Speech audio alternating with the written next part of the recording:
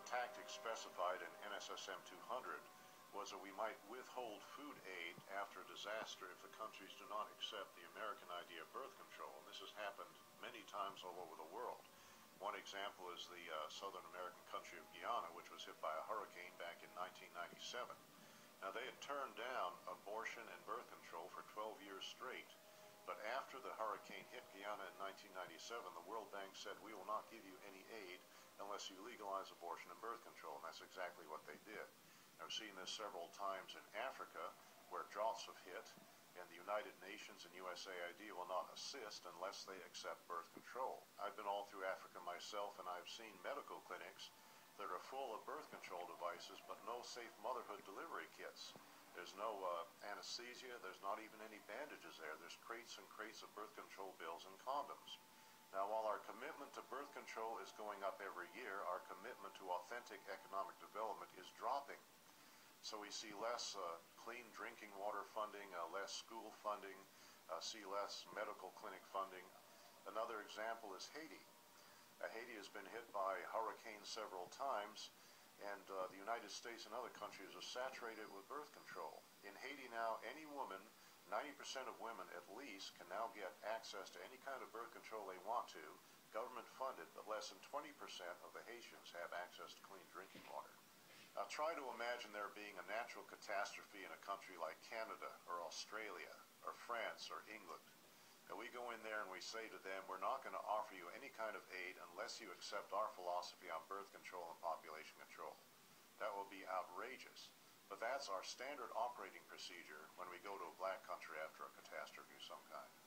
You cannot believe that we are going to treat people in a foreign country like this and not treat our own population of African Americans the same way. Consider what happened after Hurricane Katrina. One of the first things we did was bring in birth control and contraception. As we all know, the hurricane disproportionately affected black families in that area. And I seriously doubt if the same kind of disaster hit a middle-class white area, the first response would be condoms and birth control. This idea that population control could be used to control a specific population was not unique to NSSM 200. For example, before the Nazis took power in Germany, abortion had been illegal, except to save the life of the mother. But under Hitler, the Hamburg Eugenics Court ruled that it would still be illegal for Aryan women, but legal for women of what they called inferior racial stock. According to the court, encouraging eugenic abortions would promote racial hygiene and protect the health of the German people. This new policy eventually led to certain women being threatened with execution if they refused to abort what the Nazis called racially worthless babies. At about the same time this was going on in Germany, the government of Bermuda was blanketing the island with population control facilities and openly stating that their intent was to limit the numbers of blacks. Then in 1958, blacks in the Caribbean rebelled against a Planned Parenthood-led birth control campaign that was exclusively targeted at non-white residents, while at the same time, prosperous white residents were being encouraged to multiply. Following a similar pattern, a 1965 article in the Pittsburgh Courier newspaper reported that under apartheid, the white South African government was relying on targeted birth control as its primary weapon to reduce the number of blacks in the country. Unfortunately, we now know that the U.S. government was not immune to this sort of thing either.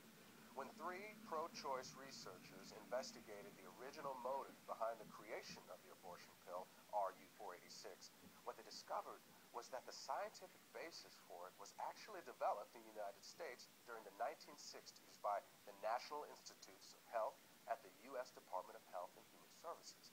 In their 1991 book, these researchers claimed to have found data showing that this agency was looking for an inexpensive and effective drug to control the populations of foreign countries that the government had classified as underdeveloped.